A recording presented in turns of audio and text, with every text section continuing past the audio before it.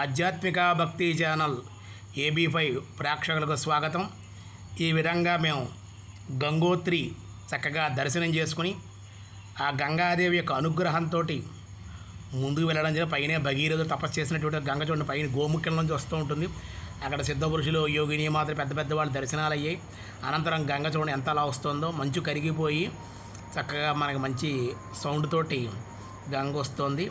ఈ విధంగా మేము ఇవన్నీ దాటుకుంటూ గంగోత్రి యాత్రను పూర్తి చేసుకుని కేదార్నాథ్కి బయలుదేరడం జరిగింది.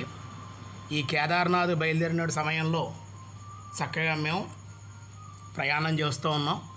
అయితే ఈ భగీరథుడిపై కొండ ఇవన్నీ చూసుకుని గంగోత్రి దర్శనానంతరం కేదార్నాథ్ వెళ్ళే దారిలో చక్కగా మేము పండ్లు కొనుక్కుందాం అనుకునే సమయంలో కొంతమంది యోగులు వచ్చి ఇక్కడ గుహ ఉంది, రహస్య గుహ, పరమశివుడు నివసిస్తున్నారని చెప్పారు. అందులోకి వెళ్తున్నాం, మా వాళ్ళు వెళ్తూ ఉన్నారు చూడండి.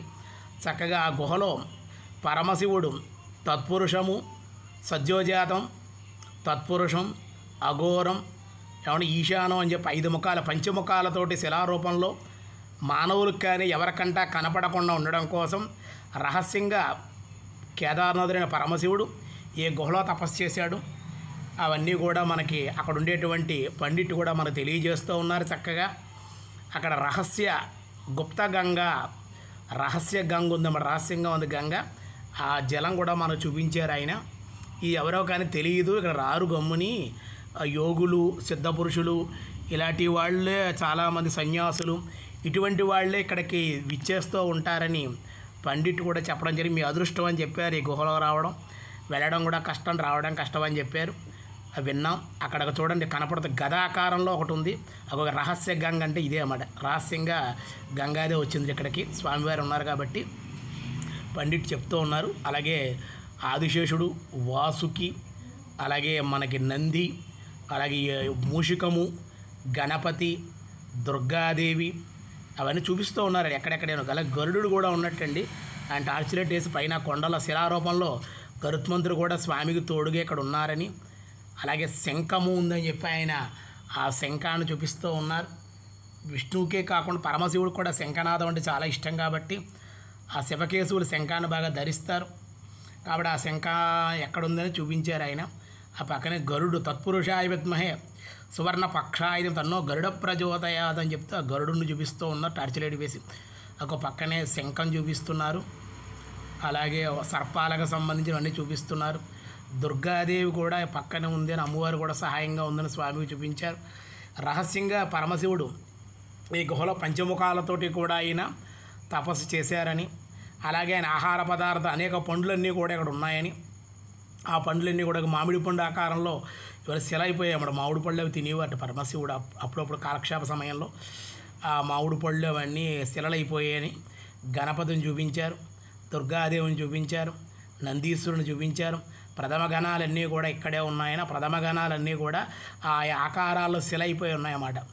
అవన్నీ దివ్య పురుషుల మట్టుకే ఈ గుహలోకి ప్రవేశిస్తారని, మామూలు వాళ్ళు తొందరగా రారని ఆయన చెప్పడం జరిగింది. ఈ మధ్యనే కొంచెం కొంతమంది ప్రజలు భక్తులు వస్తున్నారని ఆయన పండిట్టు చెప్పడం. పంచముఖంతో ఉన్నారు స్వామివారు.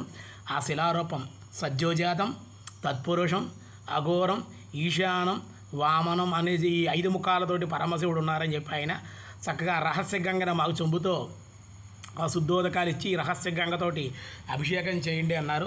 చక్కగా మా వాళ్ళు మంత్రాలు అవి చదువుతూ ఆ అభిషేకం చేస్తూ ఉన్నాం. నమస్తే అస్తు భగవన్ విశ్వేశ్వరాయ మహాదేవాయ త్రయంబకాయ త్రిపురాంతకాయ త్రికాగ్నికాలాయ కాలాగ్ని రుద్రాయ నీలకంఠాయ మృత్యుంజయాయ సర్వేశ్వరాయ సదాశివాయ శ్రీమన్మహాదేవాయ నమః.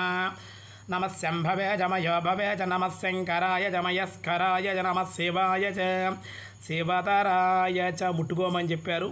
ఒక మామిడి పళ్ళు శిలైపోయినటువంటి సజ్జోజాతలు 5 ముఖాలు ఎలా ఉన్నాయో ఆ శిలారూపంలో స్వామి ఇక్కడ వెలిసారని, ఈ దర్శించడం పూర్వజన్మ సుకృతం ఉండాలని ఆయన చెప్పారు. మామిడి పండ్లు ఆకారంలో ఉన్నాయవన్నీ కూడా చూపిస్తూ ఉన్నారు. స్వామివారు భుజించడం కోసం మామిడి పళ్ళు ఉండేవని ఇక్కడ, అవన్నీ శిలలైపోయాయని, వాహనాలు ఇవన్నీ కూడా ఇక్కడ శిలారూపంలో ఉండి స్వామిని రక్షణగా ఉంటాయని, ఆ ప్రథమ గణాలన్నీ కూడా పరమశివుడికి ఈ గుహలో ఉంటాయని చెప్పారు. చాలా అదృష్టం మీరు రావడం అని చెప్పారు.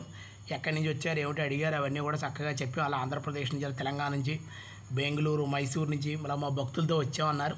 మా వాళ్ళు కూడా పాపం యజమానులు కూడా వచ్చారు, కొంతమంది లోపలికి రాలేకపోయారు. వాళ్ళు కూడా అయినా సరే లోపలికి వచ్చారు.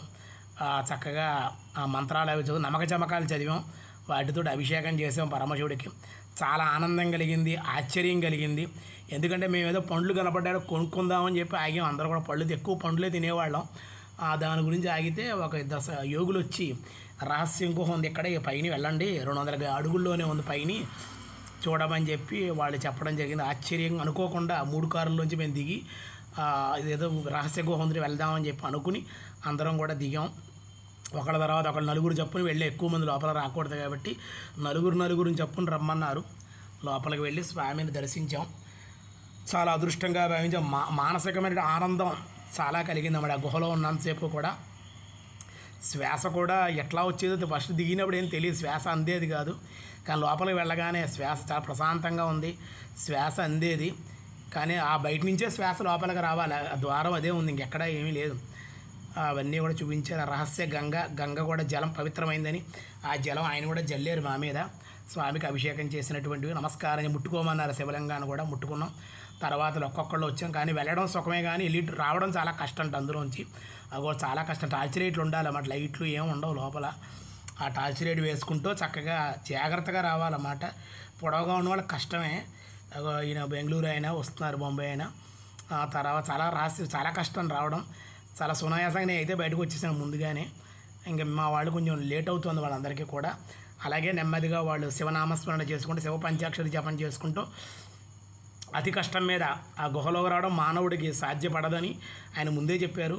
చాలా కష్టం అన్నారు. అలాగే వంగి రావాలి, తిరగాలవడం, సగం బాడీలోంచే మనం తిరగాలి. అక్కడ వంపు సొంపులతో ఉంటుంది, తిరగడం వల్ల కష్టమే. వాటన్నింటి కూడా ఇంకా టార్చ్ లైట్తో అవి ఏమేమి ఉన్నాయని చూపిస్తూ చాలా జాగ్రత్తగా వెళ్ళమని చెప్పి పండిట్ కూడా చెప్పడం జరిగింది. ఆ గుహలో అసలు పండిట్ ఎలా ఉంటున్నారో మాకు ఆశ్చర్యం కలిగింది. శ్వాస అందట్లేదు కానీ అక్కడే ఉంటున్నారు ఆయన. చాలా ఆశ్చర్యం కలిగింది.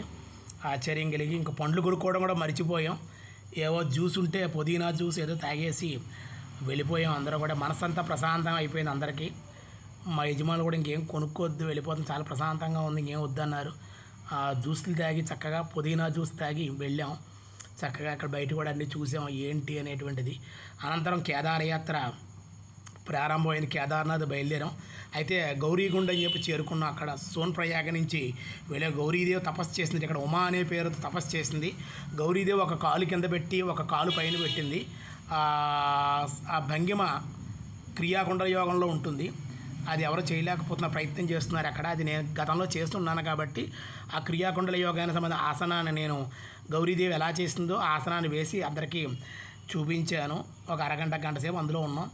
అనంతరం మన గుర్రాల మీద వెళ్ళాలి. ఈ గౌరీగుండ దగ్గర నుంచే గుర్రాల మీద వెళ్ళాలి.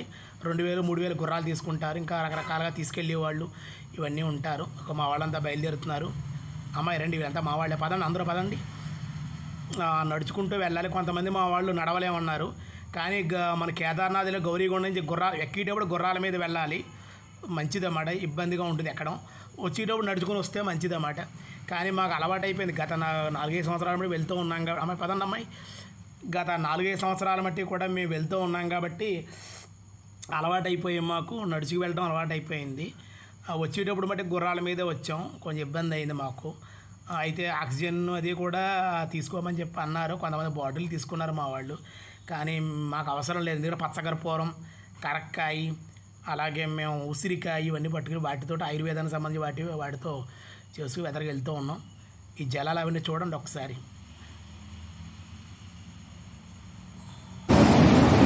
కేదార్నాథ్ చూస్తున్నారు, మందాకిని అన్నమాట. ఎంత సౌండ్ వస్తుందో చూడండి, భయంకరంగా ఉరకంతా వస్తుంది. సోన్ప్రయాగ దగ్గర అలకనంద మందాకిని వస్తుంది. ఇక్కడ మందాకిని నది దేవలాకాల్లో ఉండేటువంటి గంగకి మందాకిని అని పేరు మాట అండి. కలియుగంలో 2వ పాదం 3వ పాదం ఆ సమయాల్లో గంగ వెళ్ళిపోతుంది దేవలోకాలకి. అక్కడ మందాకిని పిలవబడి ఇప్పుడే భూలో వస్తుందన్నమాట ఆవిడ. అది చూడటంగానే స్నానం చేయడం అదృష్టంగా భావించండి.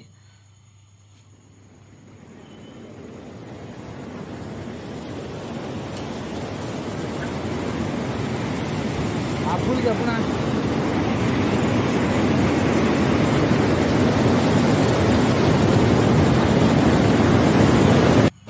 కేదార్నాథ్ వెళ్ళేదాలో రాంబారా అనే ప్లేస్కి వచ్చామన్నమాట. ఇక్కడ మందాకిని నది ఎలా వస్తుందో చూడండి.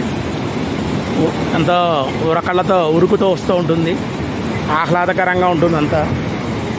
ఈ విధంగా గుర్రాలతో అది వస్తూ ఉంటారు. పైనే ఉంది, మంచు ఫుల్ ఉంది. ఆ పైన ఉందన్నమాట కేదార్నాథ్.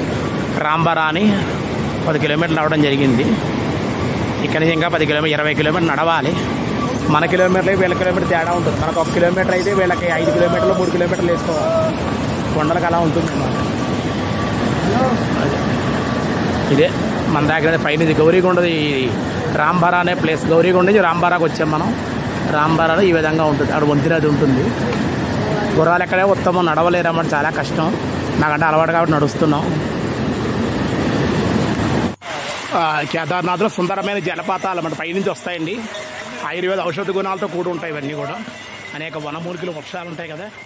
సుందరమైన జలాలు ఇవి. తాగితే కూడా చాలా ఎనర్జీ వచ్చేదన్నమాట మాకు. ఇది తెలియని శక్తి ఏదో ఉండేదన్నమాట ఈ జలాల్లో, తాగేవాళ్ళం. అది తాగితే చాలా అనుకోనటువంటి శక్తి మాలో ప్రవేశించేది.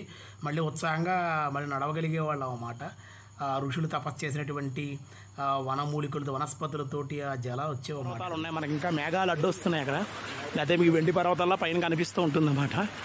మేఘాలు అడ్డొచ్చాయి. తాగండి, వాటర్ చాలా బాగున్నాయి. ఇలా స్టిక్ ఇవ్వండి, తాగండి. ఇక్కడి నుంచి తాగాలి, జారుతుంది అక్కడ. అది పెట్టారన్నమాట తాగడానికి. అది పైనుంచి వచ్చే వాటర్. ఇవి పైనుంచి కేదార్ ఋషులు తపస్సు చేస్తే తపోభూముల్లోంచి అక్కడ పైనుంచి వస్తుందన్నమాట వాటర్. వృక్షాల ద్వారా వస్తుంది కాబట్టి ఈ వాటర్ శక్తి పడ ఎనర్జీ వస్తుంది బాడీకి. నడుస్తుంటే నీరసం రాగానే నీళ్ళు తాగగానే మళ్ళీ అనుకోకుండా మంచి ఎనర్జీ వస్తుంది అన్నమాట అండి. అంతా నడవాలి కదా, కష్టం అన్నమాట, చాలా కష్టం. హెలికాప్టర్ సౌకర్యం కూడా ఉంది పెద్ద పెద్ద వాళ్ళకి. మా వాళ్ళు కొంతమంది ఎక్కారు. 8,000 అలా ఉంటుంది కింద నుంచి. 8,000 ఎంత ఉంటుంది, 10,000. అదొక ప్యాకేజ్ ఉంది. అలాగే మనకి గుర్రం ఎక్కితే 2,000, 3,000 అలా ఉంది. నడిచి వెళ్తే ఈ విధంగా ఉంటుంది. డబ్బులే ఖర్చు ఉండదు, కానీ కరెక్ట్గా ఉంటుంది అన్నమాట. గుర్రాలు వస్తాయి.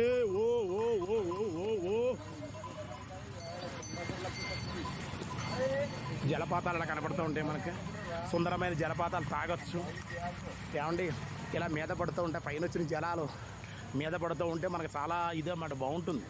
ఇది అనుభవించాలన్నమాట మనం, అంతే తప్ప ఏదో ఇంట్లోనే కూర్చుంటాం కాదన్నమాట. బయటకు రావాలి. బయటకు వచ్చి ప్రకృతి ఎలా ఉందా, ప్రకృతిలో మన పరిస్థితి ఏమిటి, మనం ఎవరం అసలు అనేటివి జలాలు చూడండి మీద పడుతున్నాయి చూడండి. ఇలా జలాలు మీద పడుతూ ఉండాలన్నమాట. చాలా ఇది అలా ఏంటో తెలియాలి, మనం ఏంటో మనకు తెలియాలి. అది తెలియాలంటే ఇలాంటి క్షేత్రాలకు రావాలన్నమాట. మేము నేపాల్, ముక్తినాడు, కాకినాడ, మానసరోవర్ అన్నీ అయిపోయి ప్రతి సంవత్సరం ఏదో వెళ్ళి సాధన చేయాలి అనేటువంటిది ఇది ఉందన్నమాట బాగా. దాని మీద కొంతమంది దైవానుగ్రహంతో సిద్ధపురుషులు అనే పరిచయాలు కూడా ఉన్నారు. దాంతో మనం కొంచెం ఎక్కడికి వెళ్ళవలసి వస్తుంది. వాళ్ళ అనుగ్రహంతో వెళ్ళవలసి వస్తుంది.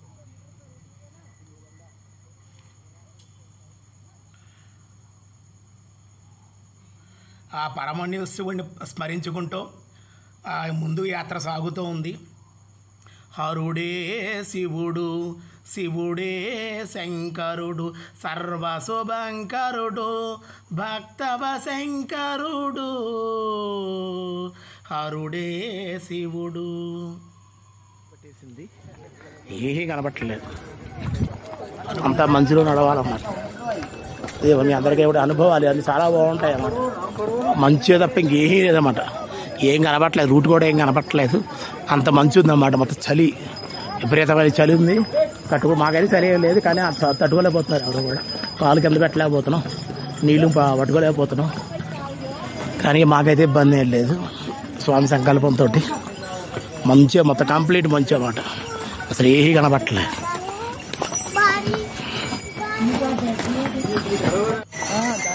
అదిగో హిమాలయాల దివ్యమైనటువంటి అదిగో కైలాస కేదార పర్వతాలు కనిపిస్తూ ఉన్నాయి. మంచు పర్వతాలు దర్శనం చేసుకోండి. ఇంకా ముందుకు వెళ్దాం మనం. చూడండి ఎంత బాగా వస్తుందో చూడండి. ఇప్పటిదాకా మంచు, వర్షం పడింది. వర్షం అయిన తర్వాత ఇప్పుడు మనకి ఈ విధంగా ఎండ వచ్చింది. మేరు, సుమేరు, కేదార పర్వతాలు మన 3 పర్వతాలు ఉంటాయి. దేవతలు ఉంటారు వెనకాల పర్వతాల మీద, దేవతలు ఉంటారు. మేరు, సుమేరు, కేదార పర్వతం. ఇటువైపు నరపర్వతం, నారాయణ పర్వతం ఉన్నాయి. అంటే ఇక్కడి నుంచి బద్రీనాథ్ కూడా వెళ్ళిపోవచ్చు అన్నమాట. ఋషులు యోగుల యొక్క ఒక మార్గం ఉంది, అలా కూడా వెళ్ళొచ్చు. మేము ప్రయత్నం చేస్తాం. ఒక ఆయన ఉన్నారు, ఆయన ద్వారా వెళ్దామని అనుకుంటున్నాం. మరి ఆయన ఏమంటారో చూడాలి.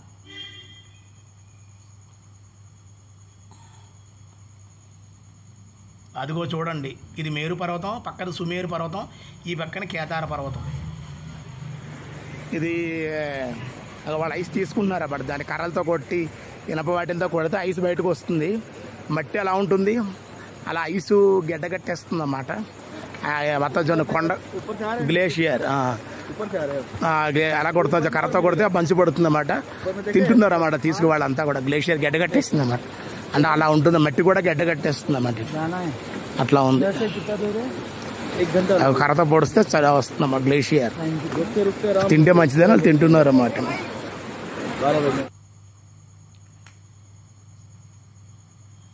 అక్కడ ఉన్నటువంటి స్వామీజీలు, యోగులు, అఘోరాలు అన్నమాట వీళ్ళు. వాళ్ళతో పరిచయాలు ఉన్నాయి. హెలికాప్టర్ సదుపాయం కూడా ఉంది. ఎక్కలేకపోతే కూడా టెలిప్యాడ్ ఉంది మనకి. ఆ టెలిప్యాడ్ ద్వారా రావచ్చు. అయితే వాతావరణాన్ని బట్టి అయిపోతూ ఉంటుంది. అక్కడ చలి ఎప్పుడు ఏ టైంకి ఎలా ఉంటుందో తెలియదు. ఒకసారి ఆక్సిజన్ కూడా ఉండదు. ఏ పరిస్థితుల్లో ఎలా ఉంటుందో తెలియదు అన్నమాట. దాన్ని బట్టి ఒకసారి ఆపేస్తూ ఉంటారు సర్వీసులు, ఒక్కోసారి రన్ అవుతూ ఉంటాయి. చూడండి దాని దగ్గరగా ఉంటుంది. విడిగా ఎక్కాలంటే గంటకు 40,000, 50,000, 8,000 వెళ్ళి వచ్చేయచ్చు. అక్కడ పైకి వెళ్ళి రావచ్చు.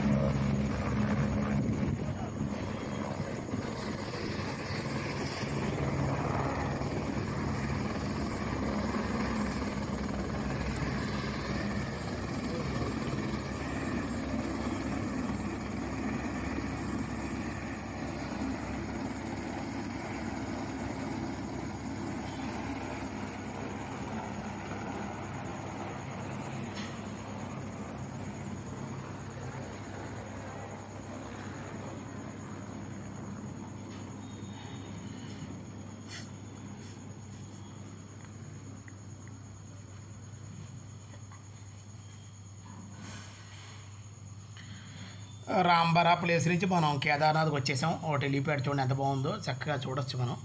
మా వాళ్ళు 4 ఎక్కారు, జెంట్స్ ఎక్కారు, లేడీస్ బాగానే వచ్చారు. వాళ్ళు జెంట్స్ మటుకు వాళ్ళు టెలిప్యాడ్లో వచ్చారు కింద నుంచి.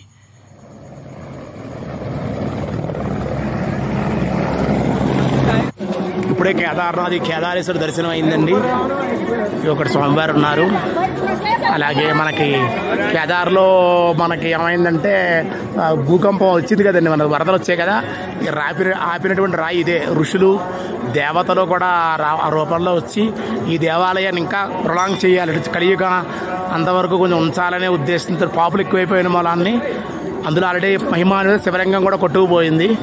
ఒక స్వామివారు ఉన్నారు కాబట్టి ఇక్కడ అది కాపాడడం కోసం ఋషులు, అలాగే సిద్ధ పురుషులు, దేవతలు ఈ రాయి రూపంలో వచ్చి వాళ్ళు ఆపడం జరిగింది.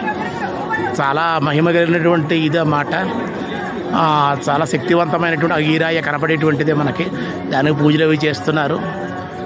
అదే అన్నమాట. ఆ రోజు కూడా జరిగిన రోజున కూడా మనకి అందరు రోజు హారతి ఇచ్చినప్పుడు అఘోరాలు, తర్వాత ఈ సిద్ధ పురుషులు వీళ్ళందరూ గుహల్లోంచి, ఇక్కడ ఉండే గుహల్లోంచి గుడి దగ్గరికి వచ్చి కూడా వీళ్ళు శంఖనాదాలు చేస్తారన్నమాట.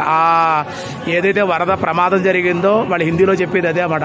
ఆ ప్రమాదం జరిగిన రోజు ఒక్క అఘోరుడు కానీ, అఘోరి కానీ, సిద్ధ పురుషులు కానీ, సన్యాసులు కానీ ఎవరు కూడా ఆ రోజు రాలేదటండి. అంటే వాళ్ళకి ముందే తెలిసిపోతుంది ఇలా ఏది జరుగుతున్నా తెలిసి వాళ్ళు దూరంగా స్వామి వాళ్ళు తెలియజేస్తారు, వాళ్ళు దూరంగా వెళ్ళిపోతారన్నమాట. ఇదంతా కాలంలో జరిగేటువంటి విషయాలు అన్నమాట. కాబట్టి నాశనం తొందరగా కాకుండా ఉండడం కోసం ఇది మనం చక్కగా ఏర్పాటు చేశారు. ఇదే కనపడుతుంది అన్నమాట మీకు.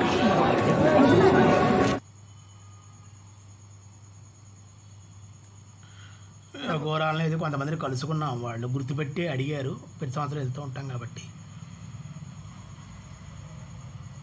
సుమేరు పర్వతం, కేదార పర్వతం. ఇదే కేదారేశ్వర దేవాలయం. ఇదే స్వామివారు. అందరూ దర్శనం కోసం వెయిటింగ్లో ఉన్నారు అందరూ.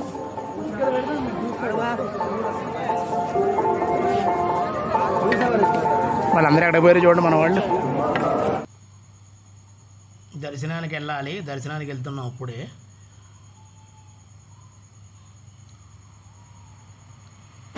ఇదే మందాకిని, దేవలోకాల్లో ఉండే మందాకిని అనేది అన్నమాట. అసలు స్నానం చేయలేము. డీప్ ఫ్రిడ్జ్లో పెట్టిన వాటర్ కన్నా కూడా చాలా భయంకరంగా ఉంటుంది వాటర్ అన్నమాట అసలు. కానీ దేవలోకాల్లో ఉంటుంది. కలియుగంలో కొన్ని 3వ పాదం నాడు గంగ అక్కడ ఉంటుంది అన్నమాట, దేవగంగ. అందుచేత ఈవిడ దేవలోకంలో ఉండే గంగకి దేవగంగ అని పేరు, మందాకిని అనే పేరు అన్నమాట. ఆ మందాకిని అనే నది ప్రవహిస్తోంది. ఎవరో స్నానం చేయలేరు, ఎవరి వల్ల కాదన్నమాట. ఏం చేస్తారు, స్నానం చేయగానే బ్రెయిన్ బ్లాక్ స్టక్ అయిపోతుంది. అలాగే మనకు హార్ట్ ఊపిరి ఇన్ఫెక్షన్స్ అవన్నీ ఇబ్బందులు వస్తాయి. కానీ అయినా సరే ఇక్కడ మేము చేయడం జరుగుతుంది అన్నమాట అండి. చక్కగా మీరు అందరూ చూడండి, తీయండి, రెడీ, రైట్ రైట్ రైట్, కానివ్వండి స్వామి, కానివ్వండి. మంత్రశక్తి ఇంకేం అక్కల, జపశక్తి, తపోశక్తి వాడండి, అంతే, ఉపయోగించుకోండి. వేడి నీళ్ళ కింద ఉంటుంది మనకైతే. స్నానం చేస్తున్నారు మా వాళ్ళు, అనంతరం నేను కూడా. అక్కడ వాళ్ళు చేయలేరు, మీరు చస్తారని చెప్పారు. చచ్చినా పర్లేదని చెప్పి మేము స్నానం చేయడం జరుగుతుంది అన్నమాట. సిద్ధపురుషుల గుహలో ఉన్నారు ఒక ఆయన, ఆ గుహ చూపిస్తున్నాం అన్నమాట. పైన హారతి సాయంత్రం చాలా బాగుంది, చూడండి ఒకసారి. ఆ పైన 7 గంటలకు మాటిన హారతి. పైన చూడండి, అక్కడ పర్వతం మీద పార్వతీ పరమేశ్వరు కనపడతారు. అక్కడ వెలుతురు కనపడుతుంది. 7 గంటలకు వెలుతురు రావటం ఏంటి, కొండ మీద మీరు అబ్జర్వేషన్ చేయండి. మీరు అందరూ స్వామి వీక్షిస్తూ ఉంటారు రోజు హారతిని, కేదార్లో జరిగే హారతిని.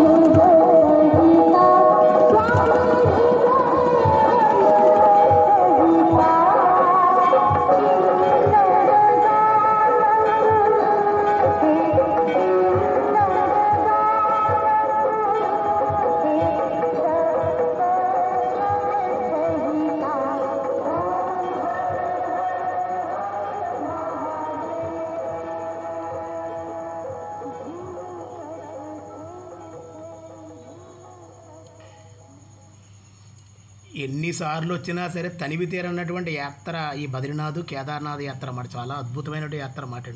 చూడవలసిందన్నమాట. అదే ప్రతి సంవత్సరం ప్రయత్నం చేస్తూ ఉంటాం. భక్తులు కూడా పాపం చాలామంది మాతో కూడా వచ్చి వాళ్ళు తరిస్తూ ఉంటారు.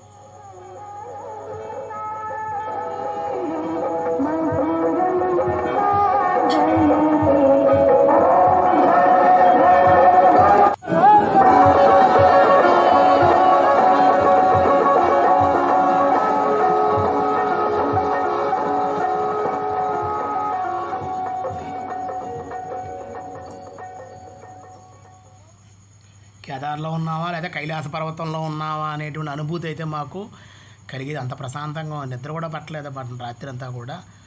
తెలియని ఆనందం అన్నమాట అండి. చాలా అద్భుతంగా జరిగింది ఇది. ఆశ్చర్యం అన్నమాట.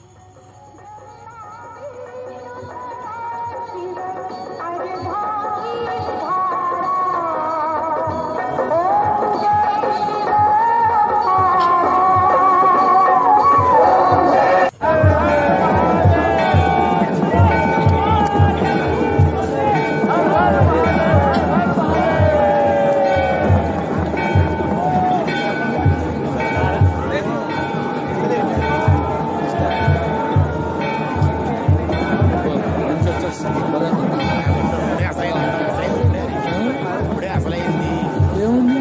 శంఖాలు ఊపుతారు. శంఖాలు డబల్ వస్తాయి.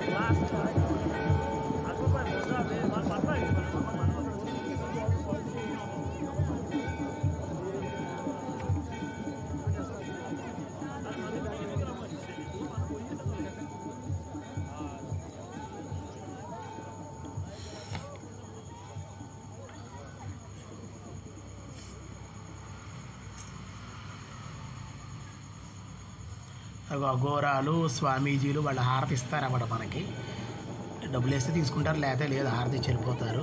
విభూతి బొట్టు పెడతారు అన్నమాట. చక్కగా వాళ్ళ ఆశీర్వచనం కూడా ఇస్తారు. చాలా అద్భుతం అనిపించింది మాకు. అనిర్వచనీయమైన ఆనందం అన్నమాట. కైలాస పర్వతంలో ఉన్న ఆనందం కేదార్నాథ్లో అందరూ సంతోషంగా ఆనందంగా వెళ్ళేటువంటి వాళ్ళు మహారాజ్ కూడా